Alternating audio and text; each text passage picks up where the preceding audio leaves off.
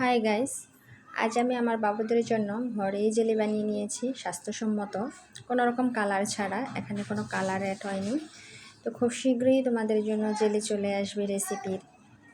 খুব শীঘ্রই তোমাদের জেলি রেসিপি দিয়ে দেবো কীভাবে বানাতে হয় কালার ছাড়া স্বাস্থ্যসম্মত।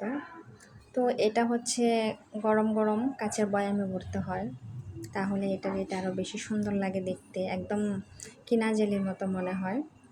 কিন্তু আমি অল্প বানিয়েছি ঘরের জন্য। এটা কিছুক্ষণ পরেই আমার বাবুরা ফিনিশ করে দেবে, এক চিমটিও থাকবে না। তাদের জেলি এত পছন্দ, রুটিতে খেতে তো খুবই পছন্দ। তো দেখো অবশেষে আমার জেলিটা কেমন হয়েছে। এটা কাচের বয়ামে বললে আসলে অনেক ফিনিশিংটা সুন্দর আসতো, এখন তো ফিনিশিংটা চাকা চাকা মনে হচ্ছে, তাই না? তো আমি এটা বাটিতে করে নিয়েছি, তো সেই জন্য এরকম চাকা চাকা। দেখো একদম কাচের মতো গ্লেজ দিচ্ছি, মনে হয় একদম কিনা জেলি, কাচ কাচ, তাই না? তোমরাও দ্রুত তোমাদের বাবুদের জন্য স্বাস্থ্যসম্মত জেলি এরকম বানিয়ে নাও কালার ছাড়া।